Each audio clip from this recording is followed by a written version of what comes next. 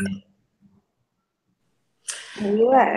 Good. Hello, everyone tuning in.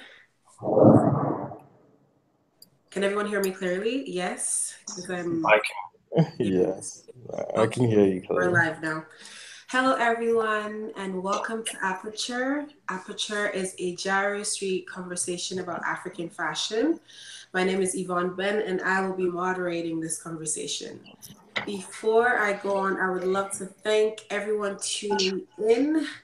We're going to be giving room for everyone to talk, for everyone to ask questions.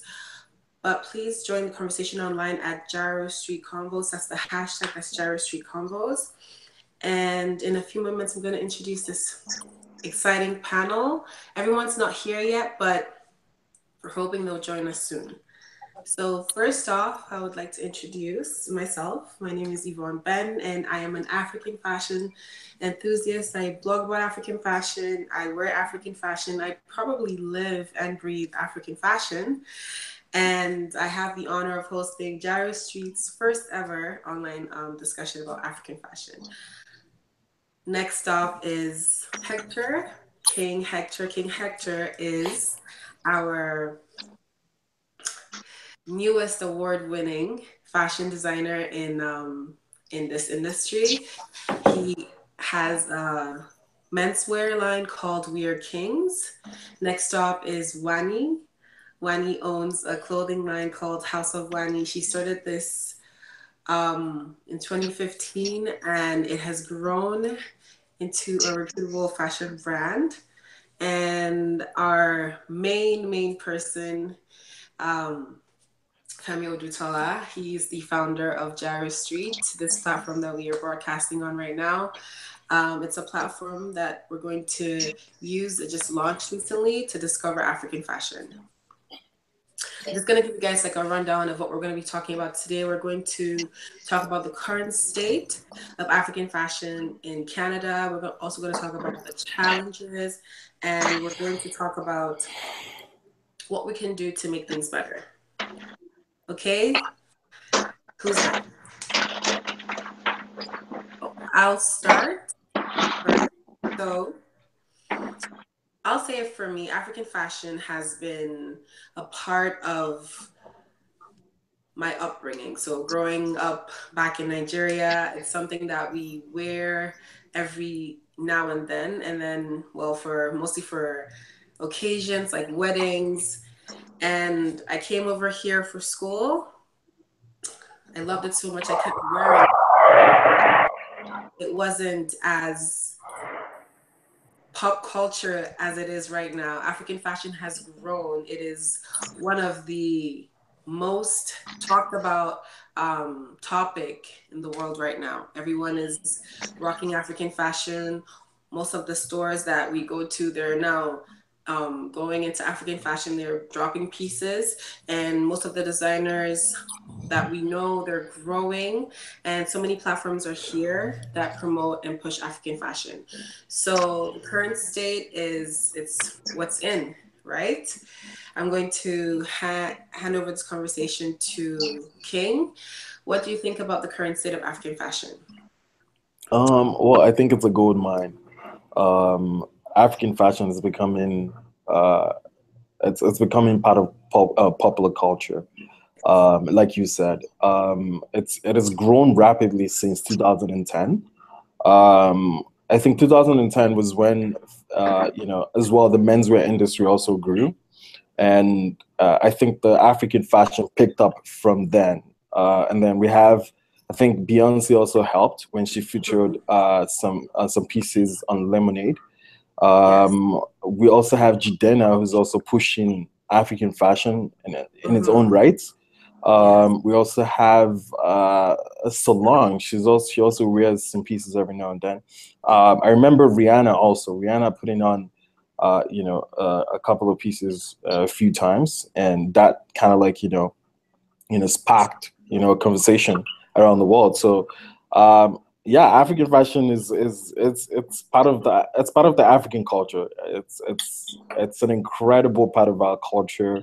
It's sort of like an identity. Like Yeah. if you see a person putting on African print, outside of Africa, you're like, oh yeah, that's a brother, that's my brother, that's my sister type thing, you know. When you are, for those who are in, you know, diaspora, but Mm-hmm. back in Africa, you know, it's again, it's kind of like, you know, you can identify a Yeah. person's culture through you know, what Ankara or what traditional attire they wear back in Nigeria. That, So that. so in terms of like the growth trajectory of African fashion in Canada, Mm-hmm. I'm actually very impressed with the way things are going. I mean, every day there's a new brand.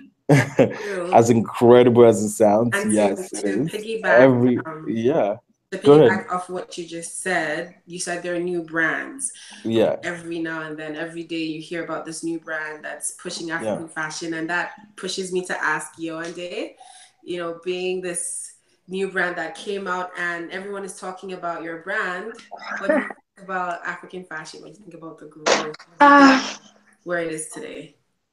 Honestly, like African fashion brand is that like African fashion in general is just, kind of just blown out of proportion. Like it's just amazing where it is right now. And yes, being the new brand in Canada, it's just amazing to know that people, want to be known with their culture. People just want to appreciate, what they have, what they've always had, and just represent what it is, the African thing. So I would just say African fashion in general is just it's just beyond, what we always thought it, how we thought it could be. It's just really beyond. It's blown everybody's mind, and Hmm? it's amazing to be part of that growth, and it just keeps growing because it just doesn't stop. Like African fashion doesn't end with just Ankara. Like that's not all there is for African fashion.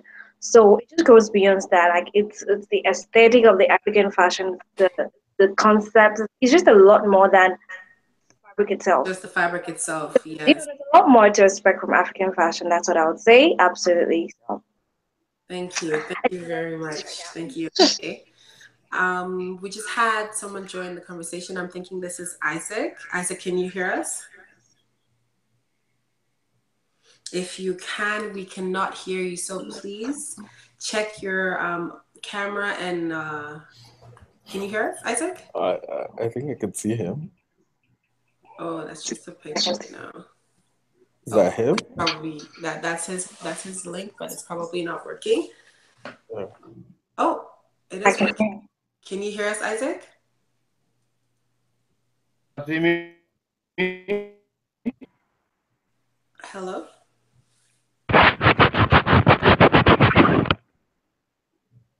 Okay, so it's really loud. But can you hear us, Isaac?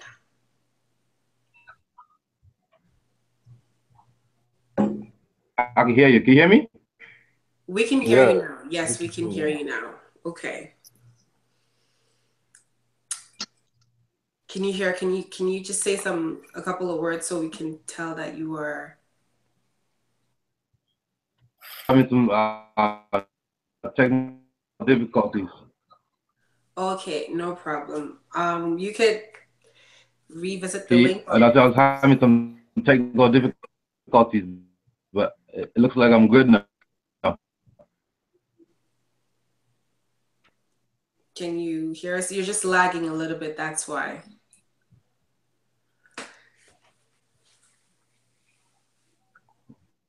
What Okay. Well, was that? Sorry?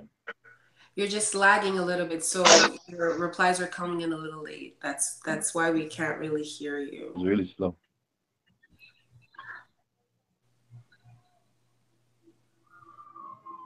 Okay. Yeah, it's a little okay. So what we're going to do right now is we're going to have to mute your call, Isaac, and you can let us know when your um Oh, your audio and video is fixed, and we're gonna how can put I fix that? you. Okay.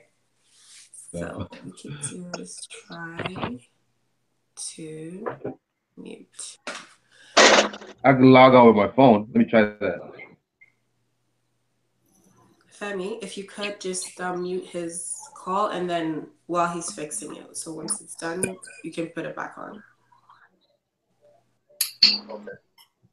Thank you.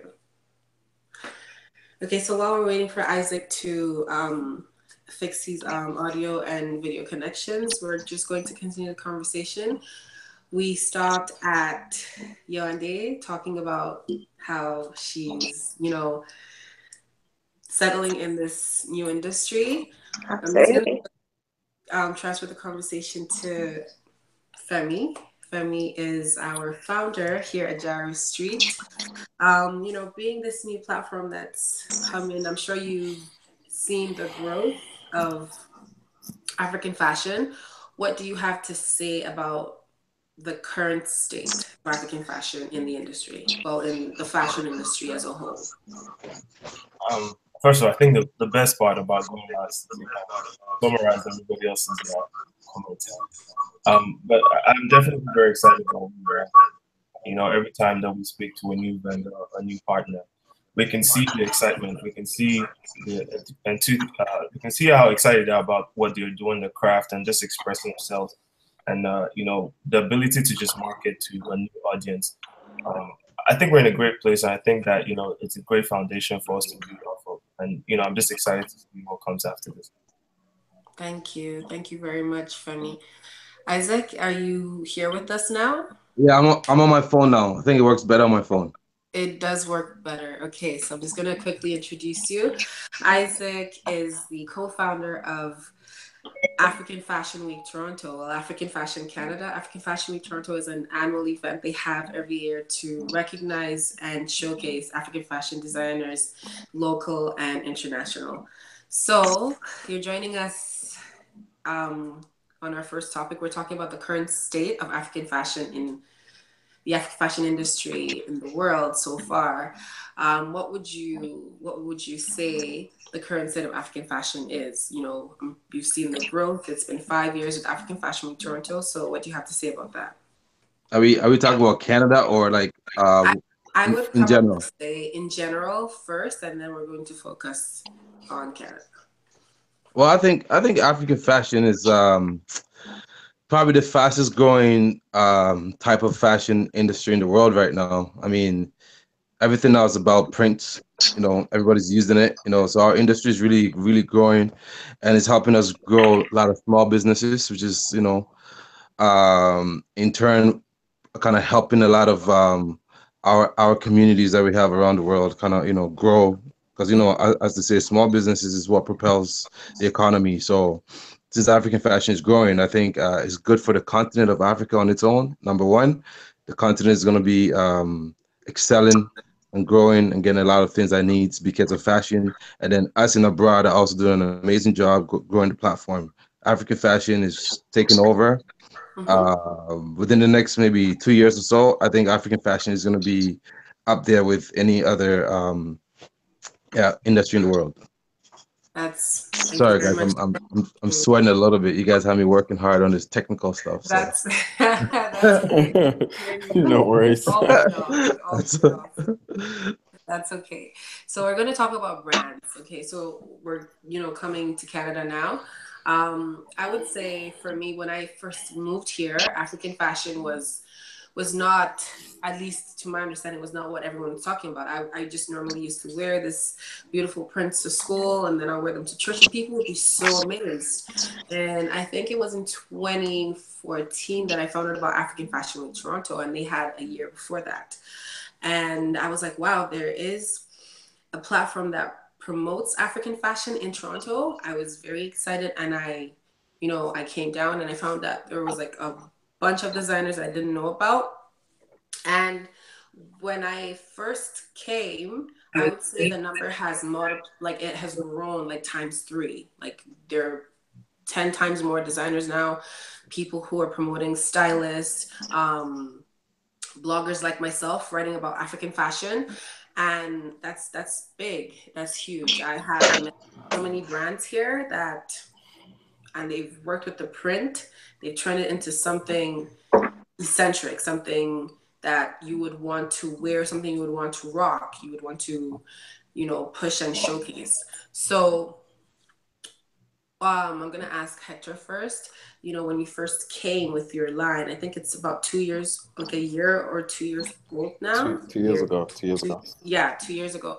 What did you think about the industry when you first came in? Did you feel like it was lacking something? Is that why you came up with Weird Kings, or did you just want to join into the the movement at the time?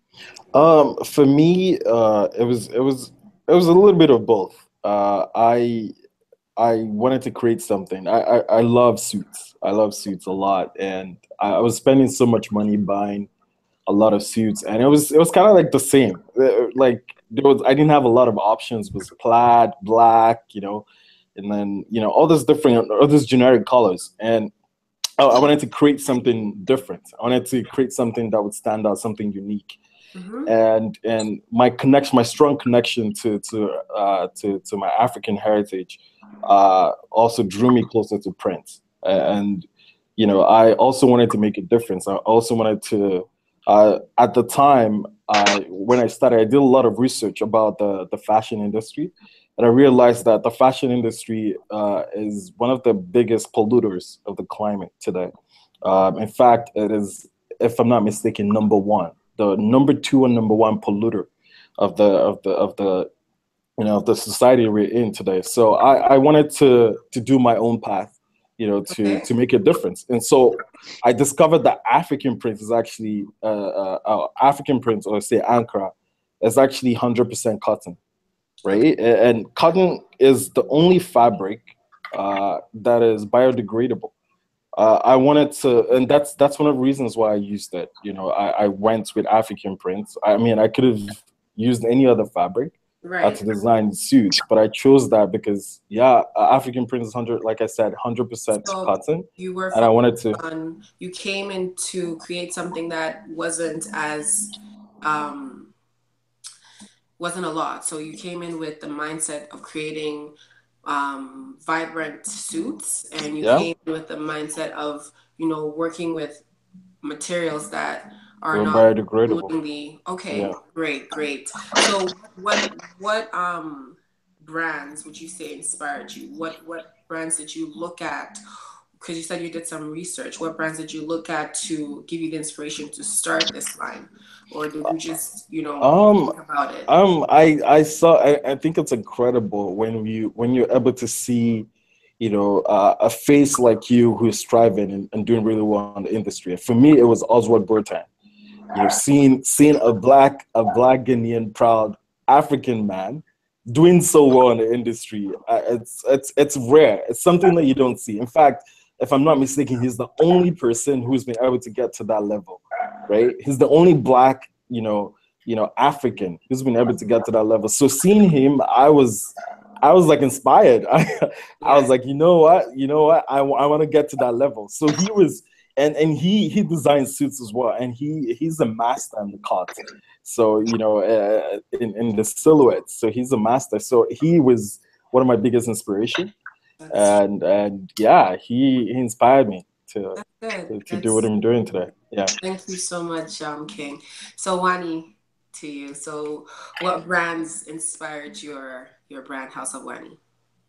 Okay, so I kind of grew up looking at Diola Segal. I don't know if you know her, but Yes. she is major. Like her cuts and everything is just amazing. So even before I decided to go into fashion or to design my dresses or anything like that, she was just a major inspiration. Like she was working with Ashoke. It wasn't even Ankara or anything. It was very deeply rooted in culture. Like you cannot go more than Ashoke when it comes to the Yoruba culture. So it was very interesting to see someone turn something that people would usually tie on their head or just turn that into like a gold mine of like beautiful dresses. So for me, she was like one of the major inspiration for me. Like it was just amazing.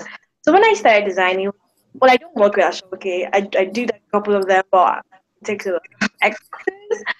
And she really inspired a lot of my decision to go into fashion. To just know that you can actually create something beautiful out of your culture without I am so compromising sorry. You were cutting in and out there.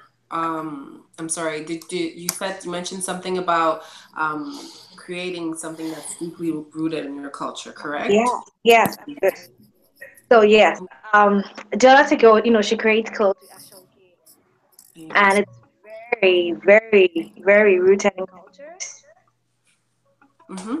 Mm-hmm. Yeah, so yeah, she was like major inspiration for me, to actually get into designing clothes as well. That that's Seeing that you can create something from something very, very cultural, as mm-hmm. to just the aesthetic of it as well.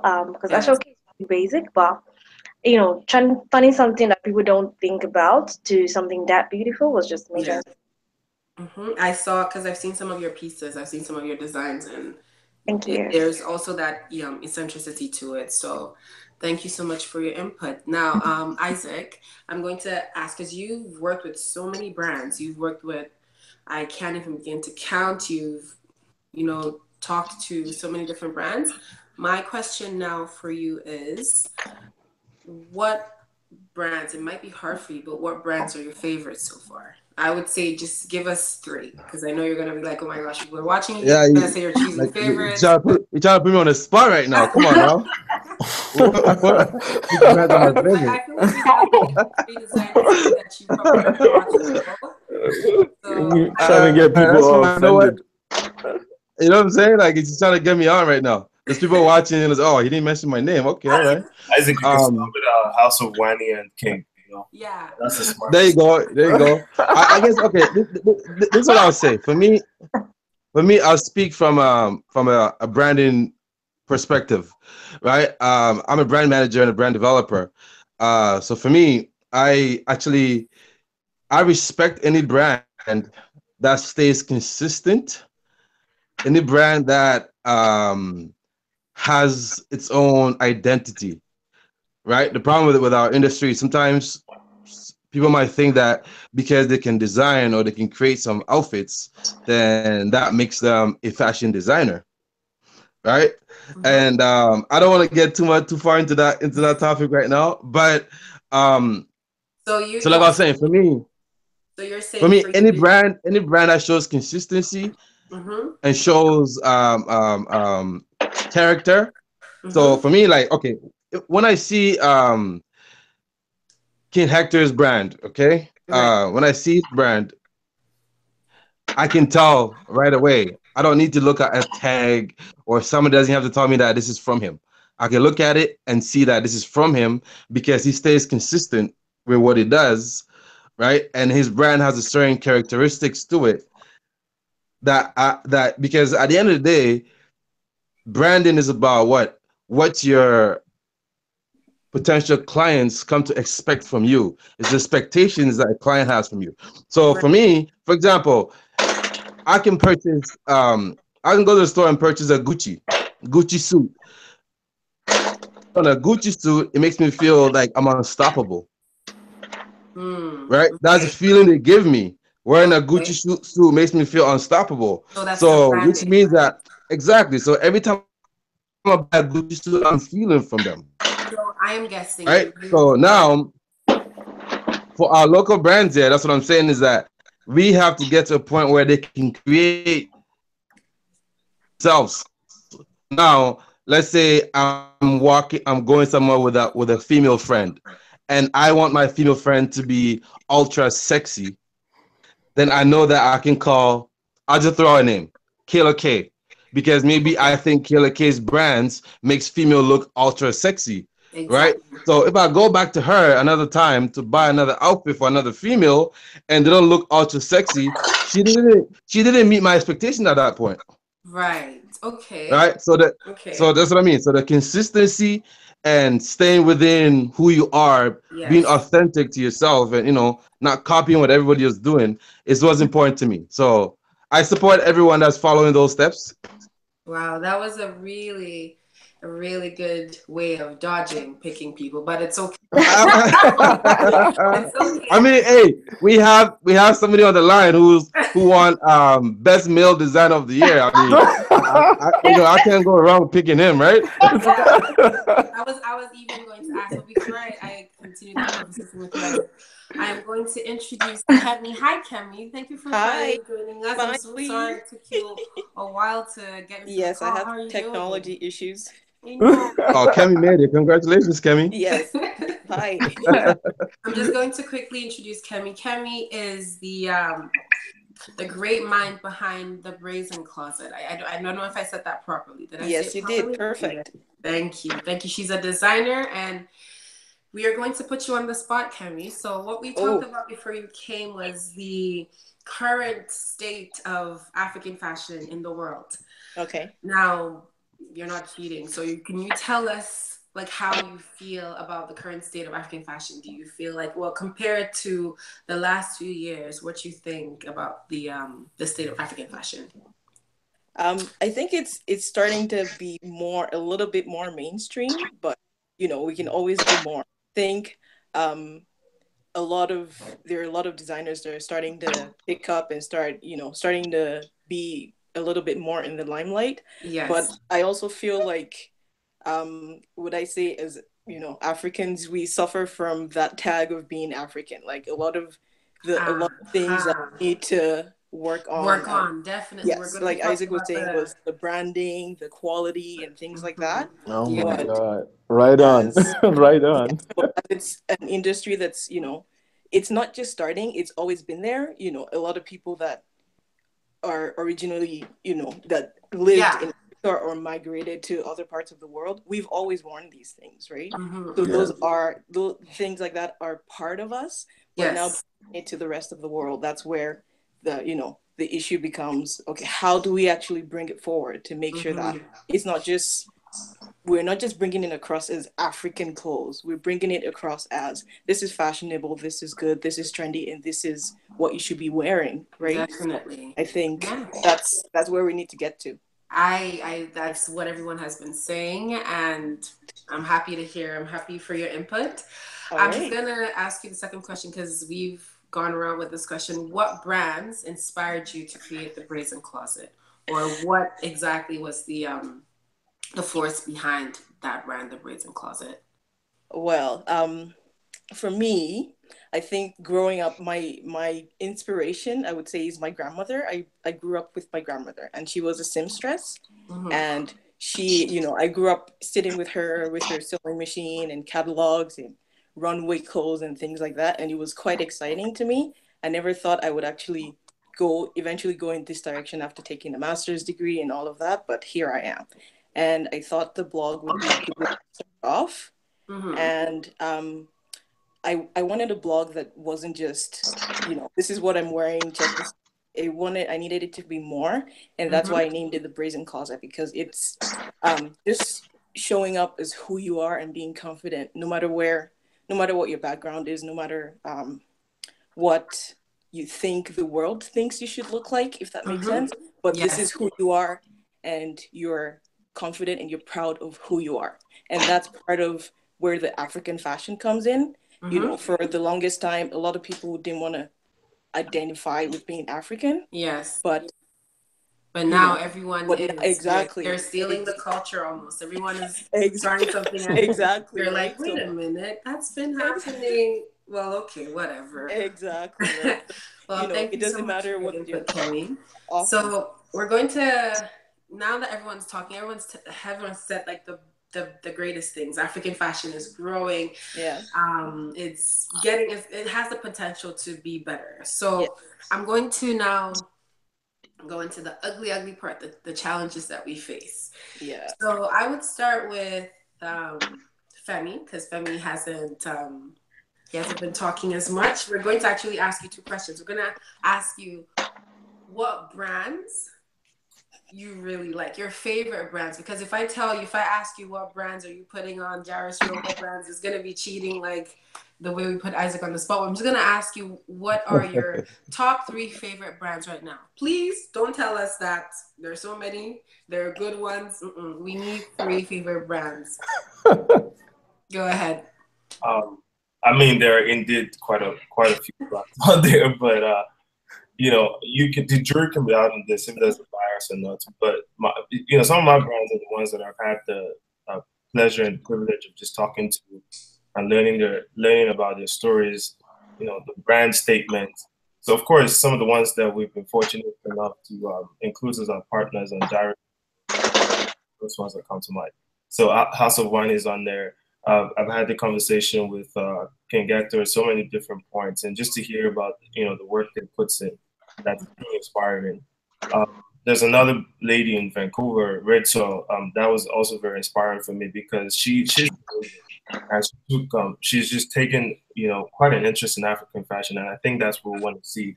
Want to see you just go beyond borders, and to see her take that on and actually just run that brand that's been so inspiring for me. The list goes on. Next Mm-hmm. rock here in Calgary. Um, you know, there's Yeah. this I met in Toronto, Precious Threads by Bella. Just hearing her story, all of those stories are, they really add some validation to what we're trying to do here, and it actually lets us know that, there is something here for African fashion to grow from. So, well, that's true. Like all those different brands, different people, they've built brands now that people can identify with. People love the stories behind them. And now it's just, we have to work on the challenges, on things that are hindering us, from moving forward. I would probably say that's why you created Jarostreet, because you wanted to help with whatever is holding the designers back from pushing forward. I would want to know, as a Jarostreet co-founder and as a consumer, what would you think you like the top three challenges you came up with? Okay, so from my viewpoint, I think one of the things that we've seen is first of all, economy of scale is really affecting a lot of our African designers, right? So the ability to compete, uh, to be profitable, you almost have to make, especially the cost of production and the cost of these products, that you have to get into mass production, and we're not quite there yet. I think there's a lot that we can do to get there. Also, there's issues around, and I think that's one of the roles that we want to play. How do you get to not just selling within a community amongst ourselves, but also selling to borderless audience. And that's what we talk about a lot internally as a team. Is how do we take African fashion and introduce new markets to what we're doing, and just introduce other people to what we're doing. I think those are some of the key things. But I think another challenge we're seeing also is people looking at this as a true business. I don't know that a lot of we have a lot of independent designers, but I think for a lot of people, it still feels like one of those things you do on the side, right? And then you get into issues like branding, like Isaac had mentioned earlier. All the groundwork you need to do to push your brand forward. You have to be very committed to that, and it's really hard to do that if it's kind of like a side project for you. But I think in a lot of ways, brands like Jarostreet, of course, and some of the other ones that are coming up are trying to address those challenges. I think it will be we can expect to see some growth in the next few years. Mm. Thank you so much for that. That is true, though, that we are fighting with the quality, the time management, also the way we push it and we tell the world about the different designers. So thank you so much for creating Gyro Street, and we cannot wait to see how it's going to impact the industry. Sorry, excuse my voice there. So now I'm just gonna give like a scenario. So if you go back home, back home, when you want to get something made, you what's the first thing you do? I would say for me, which is my story, is the seamstress. My mom would have someone contact the seamstress and they would come and they would measure us, and then 2 weeks after we have our pieces. So now, because African fashion has grown, we're in a fast-paced world where everything has to be done quickly. Nobody has the time to wait for two weeks to get their pieces. So now everyone is creating African print designs in different westernized, eccentric, these like pieces. So you have a top in African print or pants, and there's this struggle of that because of, I think, the material. You cannot just get give each and everyone large or medium or small. But we have seen a couple of brands that have overcame the whole sizing structure, and they have pieces that people can actually go to the store and buy. I've seen one store here that people actually walk into the store, try and stuff African print. I was shocked, but again, it's not a store that people can, it's not consistent. So now my question is, this one is directed to Isaac. What do you think we can do to fight the whole sizing and because that's one of the challenges, like being able to get a piece that's your size, because a lot of designers complain about how a customer receives their piece, they try it on but it's not the right size, so they send it back, right? So what do you think, like, well, obviously that's one of the challenges, but what do you think we can do to fix that? Um, it's a lot of things. I mean, that can be done. For me, I think that the number one thing on this topic is that the African design industry was built off custom made kind of ideology Yeah. for a very long time, right? So because of that mandate, it's like we got so used to measuring individual person to create specifically for that person, right? So now we've got to a point where African fashion now is being embraced by many other people around the world. So our mentality and our mindset now has to switch from that custom made mentality only to now get into that retail mindset. Because once you get into that retail mindset, that's when the sizing becomes an important issue for you. Because a lot of designers now don't really mind this sizing stuff because it doesn't really affect them. Because most people that buy from them will come and do, like you said, do the measurement thing and come back a week later to pick it up, right? So they don't take that part of the business very seriously. But once we get into that retail mentality, right, where we're being held accountable and stuff, I think that is when some changes will come. People will take that stuff more seriously. And like you mentioned about African print being usually this very kind of like tough, stiff type of fabric that's hard to really make that ready made for everyone to fit in. There's many ways to overcome that. I mean, for me, when I go to China, there's so many, like, I hate saying China because I don't like the fact that the Chinese now is making a lot more money in our fashion, our African industry than actual Africans. But it's just sad that that's what it is. So until we get to the point where we can manufacture things properly, we have to depend on them for now. It sucks, but it's just what it is. In China, they can design any African print pattern that you have into whatever fabric you want.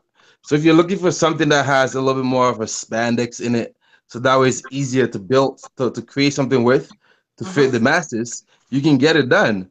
But again, in order to get into that, manufacturing your own fashion materials and fabrics now, that means that you got to think about mass production, Right.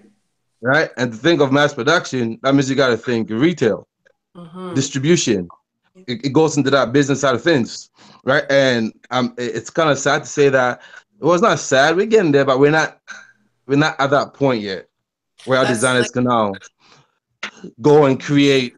Because in China, you got to make 5,000 of the same shorts, the same color, one size. So if you do one extra large pants, you got to do 5,000 of the same color. How many designers are going to go invest money to make one pair of pants, 5,000 of them, not know exactly when they're going to sell them? I mean, you can't make such an order and bring it to your house, that's true. put the boxes in your home. So unless you have distribution behind you Hmm. and retail, we can't get into that particular industry. So I think slowly with time, as we grow and we get better, Hmm. I can see some designers actually being able to tap into these things. right? Thank you. And sorry, I know I'm talking a lot. I always have a lot more to say.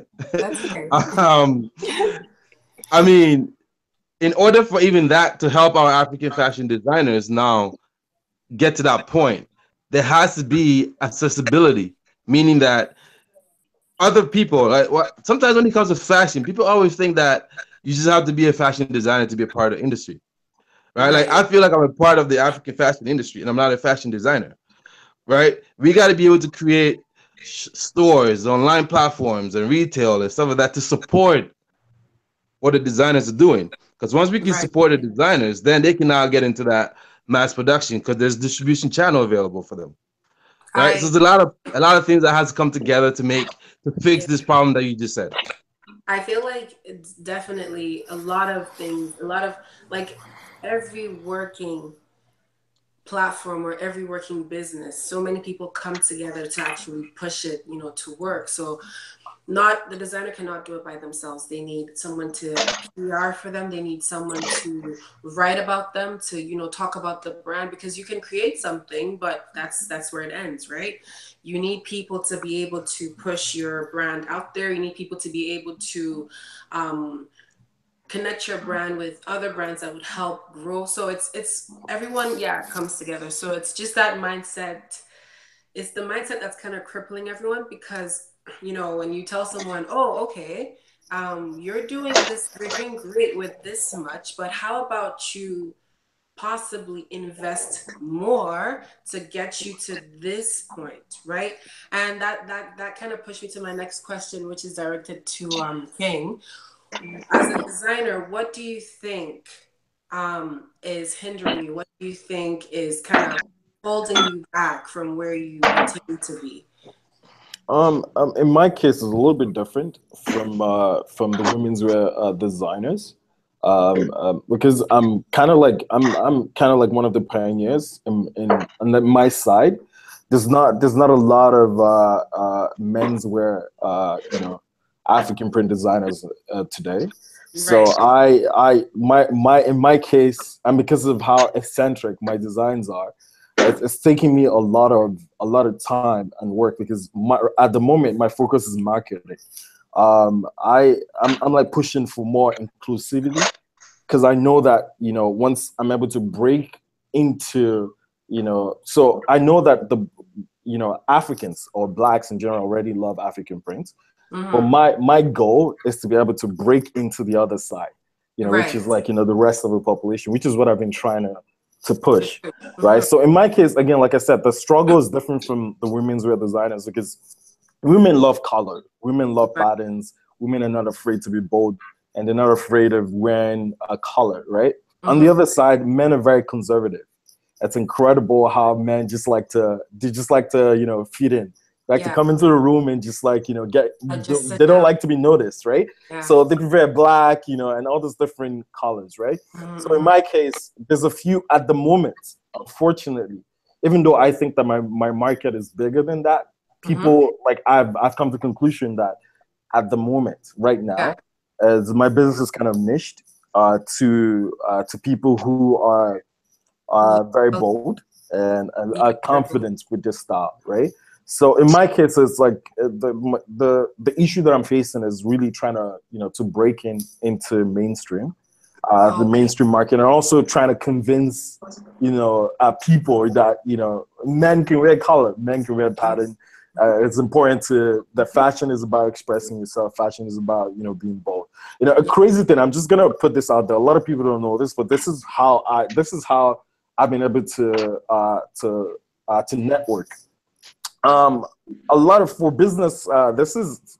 I'm just gonna throw this out there for the young business, owners and young aspiring entrepreneurs out there. This is what I've been through my brand. This is how I've been able to navigate the industry. I've been fortunate enough to get invited to certain events and networking events and on different level, right? Mm-hmm. And one thing that stood out was me. Like I walk in and it's mostly like people wearing regular clothes, and I come in with African print. And you know, everyone and like, everyone is like, oh my who's God, this? who's Right. this person? You know what I mean? Who's this guy? You know, and that brings attention to me. So instead of me going to look for people to talk to Mm. network, people They're are coming coming to to me. you. People are That's coming to me and trying to get to know who this person is. Like, this guy must be important. Like, he's wearing something so unique. You know, I want to that's get true. to know him. So it's been like my brand or wearing my clothing, my pieces have been like a huge networking tool. And I've been able to navigate the industry. I've been able to meet a lot of incredible people through that. Because I walk into a room and I'm an elephant, literally. Like, you know, and it was like, oh my God, this guy. Or if they don't talk to you, they remember you. You know, That's true. I've been to an event and someone I never spoke to was like, I know you. I'm like, how? Like you like you always walk in with fancy suits and stuff, you know. So Right. it's incredible. And True that, Hector. yeah, it's so it's incredible how I've been able to, you know, to To navigate the make, yeah, networking that scene identity and for stuff through yourself. that, you know. But again, yeah, like I stated, the issue or the problem that I've been facing is really being able to Marketing, break in, breaking through. marketing and Mhm. breaking in, and also convincing people that, you know, African print, there's different ways to style, because a lot of people don't even know how to style it. A lot of men, unfortunately, they look at African print, they're like, oh my God, this is too bold. So what I try to do is to, even on the runway, I try to style, you know, style the pieces differently, try to tone it down. Mhm. Sometimes I style it with, like, you know, mainstream fabrics, like say black pants or jeans and different, all this different, you know, fabrics, just to Yeah, make just people to feel, make it look more yeah, mainstream, more more urban. You know, try acceptable. to make it more urban so that people Mhm. can, you know, Mhm. try to see themselves in it. And also in terms of like models, I try to be very inclusive. So I work with different models. I work with Asian, I work Mhm. with Caucasian, I work with brown models, just to so people can really see Feel. themselves in the PCs and like see that, you know, okay, it's not just all for Africans. Because it's as crazy as it sounds, I get a lot of people telling me, oh yeah, this is for Africans. I don't know if I'm gonna look good in this piece. I think it's only gonna look good on a black guy, you know. Mhm. And I think that this is not just for me. It's not just for the menswear industry, but also for the women's wear industry. Yes. Trust me, a lot of people, a lot of you know, Caucasian or brown or Asian, Mhm. you know, people also feel like it's not gonna look good on them. You know, I That. feel like, you know, a lot of African designers tend to work with only black models, and I think that they need to we Mhm. need to be able to be inclusive. Because if Yes. you want to market, if you want to go mainstream, you can't only work with black models. If Exactly. you're working I only with black models, you're not, like, people can't You're see people. themselves in it. You know what I mean? I'm so sorry. I'm just gonna just pitch in there. It's so true. Like we're talking about. I'm just gonna give a quick update before we continue about what we've been talking about. Right? We talked about the current state. We've talked about the growth of African fashion, and now we're talking about the challenges. We're talking about what we can do to make us propel. Right? So we've as everyone has said, African fashion has grown. It's pop culture. Everyone is talking about it. Everyone is wearing it now. Um, we also have a lot of room to grow. We also have a lot of potential. And the things that are just hindering us back, number one is our mindset. The second thing is the ability to market, the ability to push our brands out there so that people can actually see it and, buy from it. And also the sourcing, so the material, making sure that we have material that we can use to create so many different pieces, being able to create the pieces, being able to get people to do to push us into the retail industry. So that's where we are right now. I'm just going to ask Kemi the next question.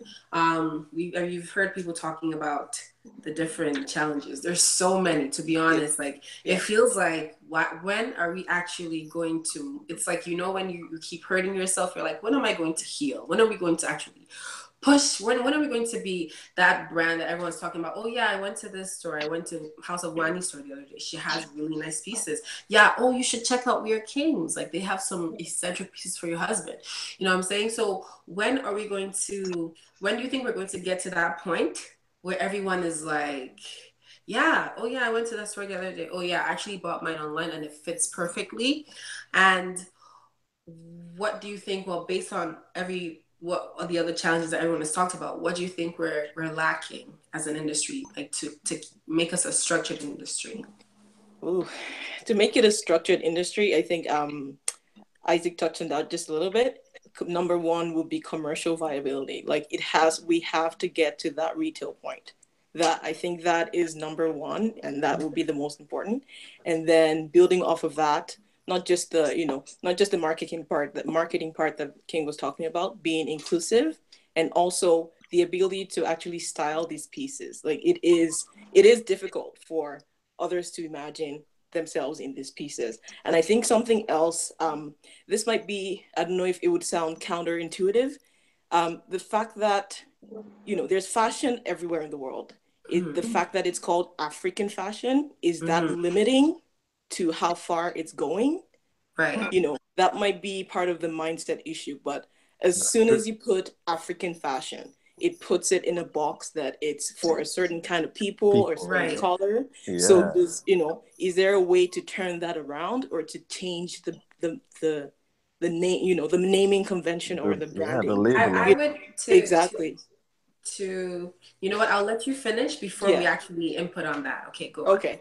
Yeah. So I think that might be, maybe I'll say that might be number one, because the rest of the world, it's fashion. It's runway. It's the brands by the names of the brands, not by the fact that it's a Caucasian brand or it's an Right. Asian brand. Right. So maybe that might be a good place to start. How we're gonna do that, I'm not sure, but Can I say something with that?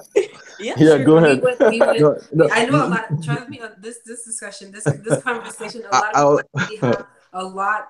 We would come to you in a second. Let Kemi just finish the. Yeah. all right. Okay. Okay. All right. Yeah, so I think that would be number one. And then, with the rest of it, being inclusive, the marketing, the styling, and just changing our minds to it being retail and not Right. just a side business or a side hustle. So, and of course that would need investments as well. Right. For somebody that's starting out, there's no way, because I'm also a designer, like you said, and it's taken years to even get to this point, and I don't even really have my brand set up yet, because Right. it's an uphill climb of, how do I get the fabric? How do I put this together? How much do I need? What's the sizing? Do I go to China? Do I go to Nigeria to get my fabric? Who's gonna make? Yes. It's so it's so much. It's a lot. Trust me. It It's is a lot, you right? so And you want deeply. it to be a business. You don't want it to be a hobby, right? So That's true. it's Yeah. That's true. there's a lot of We work. So need much that more. we need that middle man that we don't know what it is right now. Probably it's the branding agency, or Yeah. is it the sourcing agency. We need a connecting where it's connected, Yeah. where we Yeah. put our stuff. We tell you this is what we have, we input it, you take it, you tell us this is what we're going to do, this is where we're going to send it, this is how Yeah. we're going to build this for you, this is where we're going to take you retail wise, Yeah. right? Yes. Thank you very much for that. That was very, very, very informative. Thank you. So now we're going to this big topic, this elephant in the room, the fact that it's called African fashion. I know a Yeah. lot of people have something to say about this. So before we even go, I'm gonna actually hand it over to Wani. Wani hasn't spoken as much. So do you feel like putting African before fashion gives it the identity, or it just puts Yeah. it in a box? Yeah. Well, to be honest, I kind of went to the phase where I felt like African fashion, like just saying African fashion, put it in the box. Like that's I went to that phase because what happens is people from the same background feel like because it's African fashion and because they can get it anywhere, they don't want to pay the value.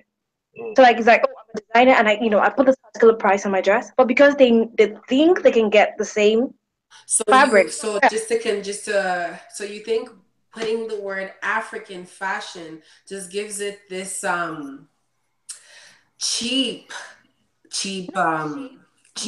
but people with not cheap, not really, but like the people with the same African people, knowing that it's African fashion. So when it comes to African fashion, people first think of Ankara, and they think, oh well, I can get Ankara anywhere. I can give it to anybody to make a dress for me. So why do I have to pay this amount for this designer? So I Mm-hmm. feel I went through that phase of that, But at the same time, I kind of got to the point where African fashion gives it the identity as well. Although it's kind of limiting, it's a bit counterintuitive, but it's kind of limited. At the same time, it showcased the world that we're proud of our identity, our Yes. culture. Mm-hmm. Else where they say Asian fashion, like you said, or where they say Indian fashion. But African, like limiting at the same time, it So puts it there. I don't know how okay, so we're to gonna take points. We're gonna take points. So now Wani is 50% limiting, 50% identity. We're gonna save Isaac for last because I know his reply is gonna be really long. So, Kemi, you said it's limiting, so we're gonna have 1 point for limiting, right? Femi, what would you say? Is it limiting or it gives us our identity? I think I stand on the place of identity with that one. Because if you think about it, we're starting some of the industries that we're competing against are European fashion lines and so on and so forth. They've been well established for hundreds and hundreds of years, right? So we're coming from such a place that, if we're really just trying to have a conversation and starting out by fashion, then we're distorting what that conversation is. So I think it's important that we identify and create that feeling that this is probably African fashion, right? And when you think about it, I've never actually heard anyone frown against Italian suits or French cut. Right, right. It's true because the reason that I feel like the reason we hear it the most is because we're African. So every that like I mean for myself, I can attest to the fact that I literally I can if they had a cereal called African fashion, I probably would be eating it because every now and then I hear that's all I hear. I'm telling you, not a day goes by without me either saying the word African fashion. Oh, you're looking for an African fashion designer. Oh, I saw that fashion designer on the blog. Oh, did you check out that African Fashion Week, Toronto? I'm not lying. I feel like every single day I say it. It's almost like water to me now. Oh, did you drink the water? It's in the fridge. It's called African fashion. So I would probably say so. Now let's go back to the count. So we have Yoane at 50-50. We have Kemi at 1 for limiting. We have Femi at 1 for identity. Okay, so what do you think? Does it limit us or does it give us identity? To be honest, at this early stage, I don't think is a limit. There's the labeling should be an issue at the moment. To be honest, African fashion is so young. I mean, especially in diaspora, it's so young that we need something. We need that identity. We need people to be able to recognize who we are, and we also it's kind of like a beacon for those who want to start up as well. African fashion, okay, it's sort of like, okay, this is where you go to if you want to join the industry, you want to be part of the industry. So at the moment, I don't think is an issue. That it shouldn't be an issue right now. We should focus on all the other issues that we have, like that we has been mentioned throughout this conversation. So in my case, I think it's more of an identity for us. I 100% identify with the African fashion industry because I think that it gives me hope, knowing that there's something like that out there, Right. And it's sort of like a home for Yes, for Africans type thing. So it's a place where we feel comfortable, right. for African fashion designers such as me. Like I feel like every time I go to the African Fashion Week Toronto, I feel at home. There's so many other designers like me, and it's definitely for sure. It's an identity. Yeah. I think that it should remain that way for the near future. I would say the exact same thing too because I'm gonna say the exact same thing for every single person because I am just a moderator. Don't what I'm gonna say. Hey, you can have an opinion, you know that, right? Oh yeah. I would say I can have an opinion, but I would rather relate to your opinion because you're the ones actually living this, right? So for what King said, it is true that it is a home because if I can tell like being like this platform that promotes African fashion, like nowadays people just like contact me like, hey, I just started this brand and I'm just sitting there like okay, you started this brand, and then they're like, oh yeah, and I wanted to find out if I can get it on the K scope, and I'm like, me? You want to put it on here? They're like, yeah, everyone just told me to come to you, and I just feel like I have created a platform now for African fashion designers, designers that are of African descent to come and put their brands out there because they feel like the K Scope is that home, the K Scope is that place. So I do relate, with King where he says that, oh, that's like, it's like a home for you. Because I know for sure when African Fashion Week comes, that's me. Like, I don't know if you've seen, but every single time African Fashion Week comes, that's when I'm wearing the brightest, the loudest, the most eccentric pieces. That's when everyone's like, oh my gosh, you can see what she was wearing. Like, that is when I come, that's when I come alive. That's when I come alive in African Fashion Week. So Yvonne just loves attention. That's all. maybe a little bit.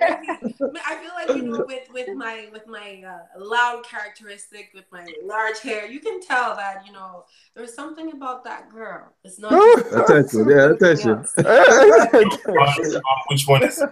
You're not the person, or are you? It's the good. It's the person, not the attention. The person. The person. But now I'm gonna hand it over to Isaac. So right now we have 3 for identity, 1 for both, and 1 for that KJ effect. So Isaac, you're kind of like the icebreaker on this one. You're the one that's gonna Pick tell my us. side, Isaac.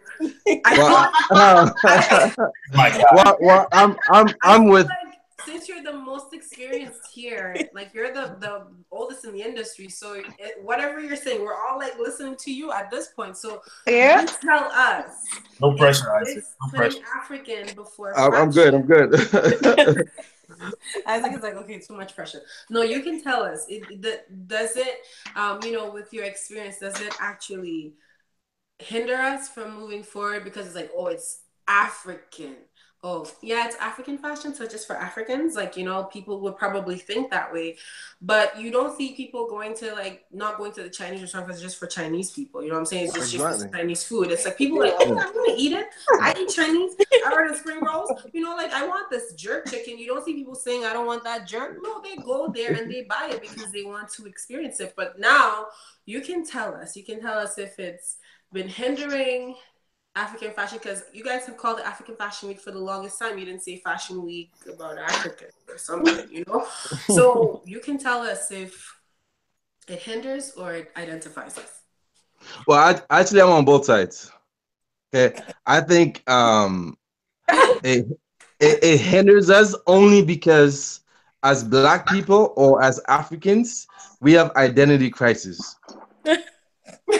Right? Okay. No. Honestly, I think we do have an identity crisis, and I'll start off by talking about myself.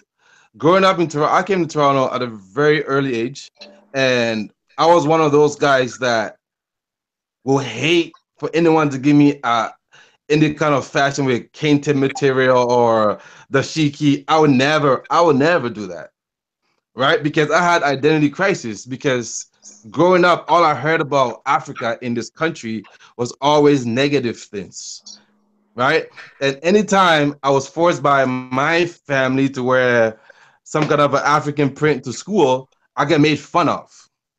I'm talking like early 90s, like, like 90 when I was in high school and stuff like that. Like, so the crisis for me, I'm talking about myself and a lot of people that were around me, that the name Africa itself became such a negative thing that nobody wanted to identify with it, right? So you see people like myself or other friends that I have pretending back in the day, pretending to be either from the Caribbean islands or pretending to be this person and that person and that person. Somebody asks you where you from, I say I'm Black. Right? I don't want to say I'm African because I'm thinking in my head that, oh, they're gonna look at me like I'm some animal from forest. No, it's the truth, right? So Wow. I think in order for the title Africa, like African fashion, that is just a way of classifying the type of industry it is. Mm-hmm. Because, for example, when you travel to like China or India, any of those places, in terms of manufacturing, they have they'll show you a chart, and the chart shows that there's something called European fashion, there's something called Indian fashion, they even say American fashion. So they identify every culture with its wherever it's located. So when you say African fashion, it shouldn't hinder us. It shouldn't hold us back because at the end of the day, we are kins is not called African. We are kins, right? That's Right? true. That's true. He just has a brand name Yeah. Yeah. called Right. We Are Kins. So at the end of the day, all he has to do and every other designer is try to make try to create value with a brand, so everybody will want to associate with it. It has nothing to do with whether it's African print or this and this and that. And then also another thing is that the funny thing is like a lot of people when you say African fashion, they just think about print, right? Even when you go back home, not everybody wears print. No. There's a lot of other types of fabrics developed in that on that continent that we don't associate with. We just think African fashion means print. It Mm-hmm. doesn't mean that. There's so many great fashion designers in our world today who are of African descent who create beautiful pieces without actually using print, Hmm. but they Yeah. still identify themselves as African fashion designer, Because they are right? So, fashion designers. Yeah. well, exactly. So we got to take that mentality out of our minds to Mm-hmm. think Yeah. that when somebody says African fashion, that means it puts us in a little box. No, because Mm-hmm. Italians have their own stuff, Yeah, and that's we as true. Black people actually embrace it and proud to wear Gucci. We don't even know what Gucci means, right? But we are proud to spend $5,000 to buy a Gucci outfit. Why? It's not because it's Italian. It's because Gucci has just created a brand that we can associate with. Yeah. Right. Right. So at That, the end of the day, it comes down to how we are going to individually brand our brands mm-hmm. and the culture in general. So it's up to us that are living abroad and so on to Mm-hmm. now work together and change our mentality. Mm-hmm. Yeah. Take that slave mentality, that mental slavery thing. Mm-hmm. I don't want to get into that too much, but I have to just say that, that mental slavery thing out Yeah. of our minds and think about Africa on a different light. Once Yeah. we embrace it as Africans who are doing African fashion, once we embrace it, it will look attractive enough for the other people from the outside world to now see that whoa, it's like Afrobeats, for example, right? Yeah. Because we've embraced Afrobeats, everybody wants to play that.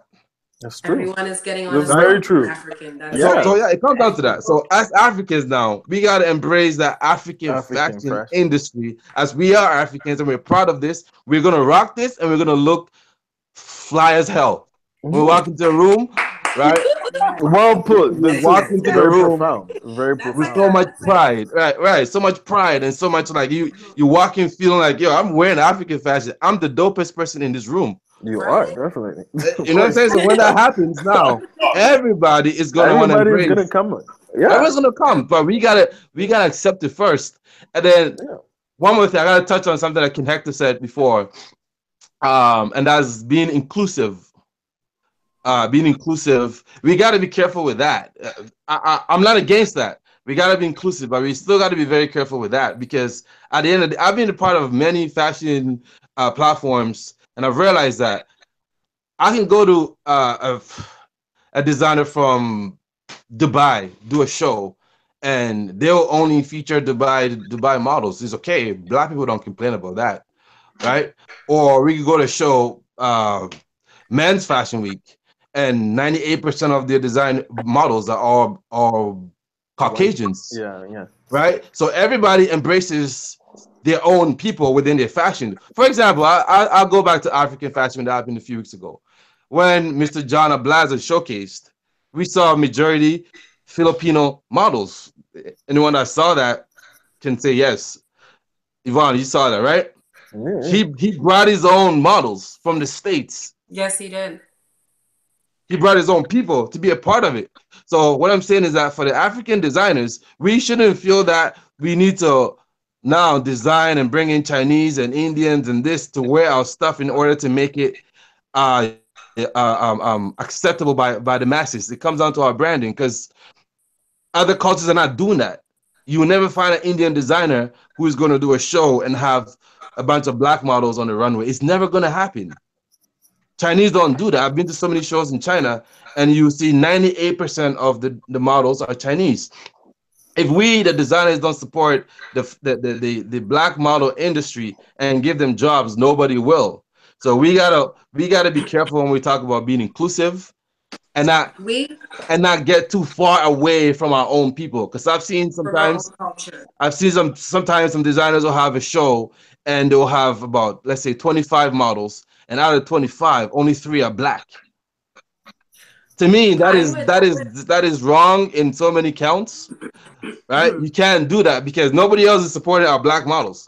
It's our designers got to support it. So we can't really blame that the I masses are not supporting our brand because we're using black models. That has nothing to do with that. It just comes down to how are you branding yourself? How is a brand creating value for the masses to want to be a part of it? If you create a culture, every brand should have a culture behind it. If you create a culture with your brand, many people will want to be a part of that culture. Look at the hip hop culture. It's supposed to be a black thing, I but it's would. majority supported by Caucasians and other people.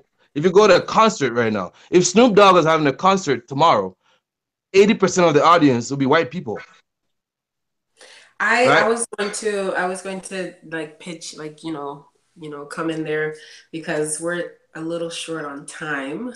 Oh, okay, But sorry. no, that's okay. That's okay. That's okay. You gave us like some really distinct points. You told us, like, we should be inclusive, but we should be careful.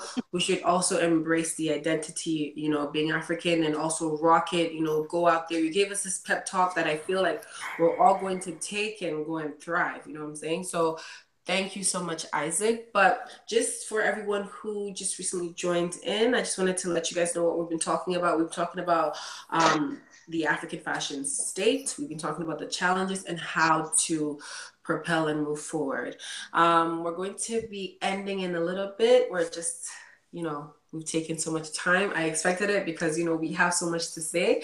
We're going to have more conversations like this on I need two Jarostreet. hours, guys. Come on.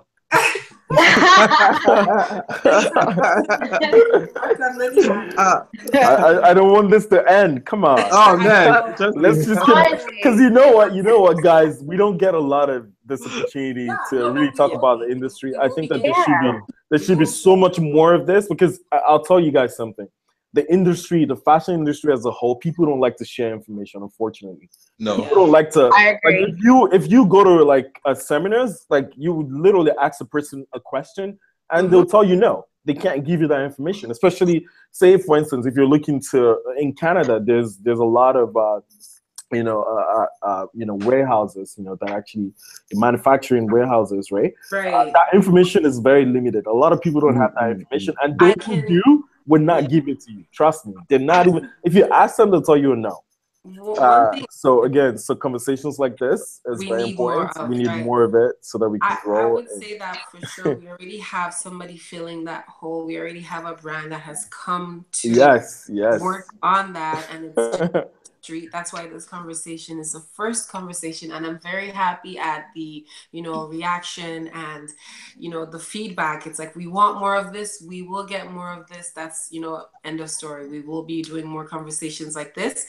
I would love to end this conversation by having everyone just give us like a quick like conclusion on what you think, like where you think we're going with African fashion, like in reference to your role in the industry. We have fashion designers here, we have brand managers here, we have consumers here. So yeah, we'll start with you, Annie. Where do you think we're going? Where do you think the African fashion talk is going, the industry? Where do you think we're going right now? Um, well, definitely, I think we're good on the right part. Just as Hector said, we need more information. To be honest, like if everybody can support themselves, at the end of the day, every individual is a brand. Like your brand is what matters. Like although we're competitors, at the same time, we still need to help ourselves to actually, put input into that industry. Right. So if everybody come together, the African Fashion Week is such an amazing platform, like such an amazing platform. Just putting, like I literally started like what a year ago, and just putting people on that platform where they can actually be seen things like that really just help everybody to grow. And in that way, we're able to probably get investors who want to put into the industry. You're also able to get into Mm-hmm. production because we really need to start thinking that way. Custom mentality has really limited us for a long time. So I think we're on the right path. This conversation is amazing and it's needed. Like it's super super It's needed. much needed. People Yes. experience Wow. is a wealth of wisdom. Apparently, I'm going to start farming you, by the way. Like, having people like this, having people, tell people that are just coming into the industry what to know, what to do, is, Mm-hmm. I think it's just the It's right. key. Yes. Thank you so much, Wani. Yeah. Kemi? Um, Not to sound like a broken record, I think when it was she just hit the nail on the head. Like we're this is not where we were 3 years ago. Things have really True. moved forward, Mm-hmm. especially with platforms that I like the African Fashion Show. I've had that on my, board of being showcasing this time next year. Like I've had that every year for the past 3 years because there's a platform like that, right? Mm-hmm. And it's Mm-hmm. just being able to, come together to start creating these conversations. So that having these conversations, having the platforms, and then also reaching out to more consumers, more bloggers, more regular people to start understanding. Okay, from a consumer point of view, what more would you be looking for? Like Mm-hmm. our target market is not just us and our families, right? We need to reach out and start knowing what people want, and and start Mm-hmm. working towards that. And Mm-hmm. also with the retail, just starting Retail. to switch into the retail mentality as well. So Right. yeah. Thank you. That's true. That's true. We need all of that. Thank you so much, Kemi. Mhm. I'm going to leave Femi for last because he is our Oga in this. I'll have King, what do you think? Well, this I just want to say that this conversation has been like very insightful, and Isaac, I want to thank you for dropping some profound knowledge there. All right, all Uh, right. Anytime, man. yeah, like I said, it is very very important. People don't understand the struggle. I mean, for most of us, this is kind of like we got into this out of passion, Mhm. and it's we literally no one educated us in this. We've been like just learning as we go. Yeah. So being Mm-hmm. able to have conversations with people who have been in the industry, and also other designers as well, because each can teach one, right? Yes. Yeah. So it's very important. I've learned a lot from this conversation today, and I must say I'm very happy that I was part of this. Yes. The first of many to come, hopefully. Right? Yeah, because I That's think that more of this needs to happen. We need to, Yeah. get yeah. everyone together. Have seminars. Yeah. Talk. Educate each other. That's because I feel like we it takes a village. It's not just one person. I mean, Yeah. African fashion industry Toronto can be the biggest. Yeah, that they can go Mm-hmm. grow and keep growing if they have Mm-hmm. support. And I feel like as crazy as it sounds, as sad as it is, also like Africans don't like to support their own. Unfortunately, they would they But would they but would but they but would pay they would the pay for ones New that York Fashion Week. They will pay Yeah, for yeah, Tom, yeah, yeah. but they would not support their own. And it's crazy. We have so many talented designers, that's and true. we just don't like to support our own. I mean, But we're I have feeling a lot of now. as crazy as a lot of friends, people Mm-hmm. who actually don't even support me. They just don't. Yeah, but when they see me grow, they're like, "Oh my god, that's my boy." But you're Yeah. not supporting. You're not really supporting me. You're not promoting my stuff. You're not. It's crazy. You'll be shocked. You have No, really Yeah. no, close trust friends me. I who I are not feel even you on supporting that. you. I feel you on You that know? because being an African of look an African fashion like propeller, someone who pushes African fashion. I see it all the time. Like I grow with brands, and then I see how they get no love in the beginning, and then once they win an award, it's like, go girl, Ooh, you we did know it. that. Yeah, I mean, you got people cheering and like, okay, where were Jackson you? Heights Award. Where were you? You know what I That's mean? true. Come on. That's true. But So one thing I can tell you, one thing I can tell you, King, is that nowadays we have so many people like yourself and myself and everyone in this call who is willing to push African fashion. And I'm thankful for that because we're growing. Like the Yeah. generation is growing. We're out here like pushing it. Everyone is talking about it. I want to come next week. And our platforms, it's growing by God's grace. I can tell you, I'm like a person that can attest to that, because I remember when I first started, it was like cobwebs, it was like desert. Nobody really Tumbleweed. knew what the brand was, but now Yeah, yeah. everyone is part of the brand. Everybody's willing. It's growing. And I can tell you that, yes, at first I was like, you know what, I should really stop this and go and do something with my life. But now I'm like, you know what, I'm sticking with this. This is growing. People are looking forward to it. And that's what I'm telling you. It's growing. And I know for sure people are going to push the African fashion story. And Isaac, you told us so much. So I'm guessing you have just one line for us. Or... Like you said, I'll keep it very short. Yes, the African fashion industry is growing. I'm really proud. Can you guys hear me still? Yes. Yeah. Okay, sorry. So it's growing. I'm really proud of where things are going. I'm proud of people like Ken Hector and other House of Wani and everybody else that's coming in. The quality of the designers have improved drastically from when we started African Fashion Week in 2013. The level is increased so much. It's awesome. And for people watching, anyone that wants to get into the fashion industry, you don't all have to be fashion designers.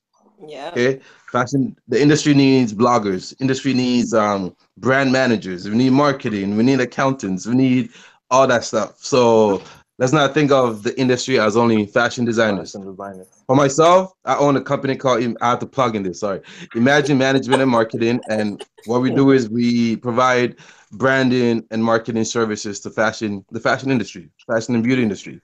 Um, so, if anybody needs help with, growing the brand or getting Everyone's raising their assistance hands. or Everyone's like, know where to go, it's all about Imagine Management and Marketing. We actually have a business of fashion seminar coming up. It's a series of them. ooh, You guys are the first to hear this. This has been a project I'm working on. yay, Business of fashion is first coming up. ribs. The first one is going to be first week in November. Okay. Uh, Information is going to come out hopefully within the next few weeks, and then we'll have another one in Montreal and hopefully Ottawa. Just spread around. That's, So just so because Calgary. it's is very there one in important that we Calgary coming educate. up or no? We can set it up. I mean, I don't have any contacts there, but we can make it happen. We need to educate our industry a lot more, right? It's very important. So for me, as a guy that owns a company that manages designers and works with designers, that's what I That's can your give back. people. That's my thing. I need to educate people on the Yes. business side of things, right? Yes. So yes, African fashion is on the rise and it's gonna keep rising, and we're all gonna be millionaires very soon. Yay. Amen. Amen to Amen. that. And let's Amen meet to it. that. Yes, yes. Yeah, Thank you so much, Isaac. definitely. So now to end our conversation, I'm going to hand it over to Femi as well. For most of you guys just joining, Femi Odutola is the co-founder of Jarostreet, this platform that we are broadcasting from. And just to end this conversation, I'm just going to have Femi, round it up with telling us where he sees where African fashion is going and what Jarostreet is going to do. Because a lot of the things that everyone's mentioning today, I know for a fact that Jarostreet has it in their plan book. I've read it, I've seen it because I'm part of the team. But that's not the point. The point now is, Femi, I'm just gonna give you the floor. Go ahead. Okay, thank you, Yvonne. But before we get into that, I think it's only right that I take a moment, if you don't mind, to appreciate everyone on the call. So thank you guys from Isaac, King, Kemi, yourself, Yvonne, Wani, for joining us and sharing all of your insight and your perspective. And also for everyone tuned in, all over the world, wherever you are, we appreciate all of your comments and your support. So thank you very, very much. I think it's been an overwhelming, I guess, success because we all enjoyed the conversation. And we all enjoyed, just sharing ideas. So I hope we take it from here and, create some very impactful things. Now, as far as where I think the industry is going, I think we're in a great place. And actually, I did have the chance to, catch a little bit about the African Fashion Week in Toronto last month. I thought that was very cool to see a lot of the designers, just the vibrancy, the excitement to showcase something. I think is very. I like what you're doing with that, Isaac, and I hope I can catch more Appreciate of that it. in the future. So that tells us that we're in a great place. I think that it's very clear. But I also think, like Isaac has mentioned, Isaac actually took the words right out of my mouth, right? The African fashion industry, right at the core of that is the designer, right?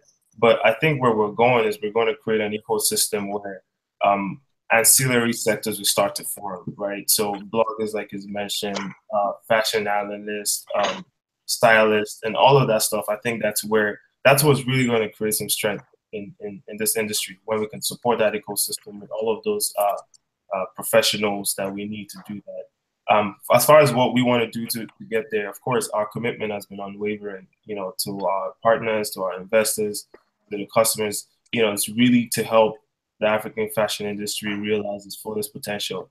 And if you think about that, that's a lifelong process for us because it means that every single day we're going to be committed to improving and creating new features to help us get there. So for us, that's what you can expect, and you're going to see that. I think with our flagship marketplace, Jarostreet, but it's going to grow to it's going to grow beyond that. You're going to see new things in the community, things I obviously cannot talk about at this point, but I think it'd be super exciting, and I think we want to be at the forefront of leading the charge. But we're also encouraging everyone. We want to build a collaborative network. So if you're a blogger, you're a stylist, you have some idea, you have some, talent you want to contribute, we're more than happy to work with you and collaborate with you. So on that note, that's where I see us going. I think we're definitely poised for growth and success. Mm-hmm. Well, thank you so much, Femi. That was very insightful and pushes us to contact Jarostreet, to focus on growing the industry, to tell that person who wants to be a blogger to actually start that blog, to do the most for African fashion. I want to also thank everyone that's tuning in right now. I hope you enjoyed this conversation. I hope you took so much from this conversation to put into whatever you're working on that's going to put African fashion on the maps. And yeah, thank you to our amazing panelists, Isaac, King, Femi, Kemi, and Wani. Until next time, please join the conversation online. We are going to be talking more about it online with the hashtag Jarostreet Convos. That's JARO Street Convos. CONVOS. Until next time, talk soon. Bye, guys. Bye. Peace. Bye. Bye, bye, man.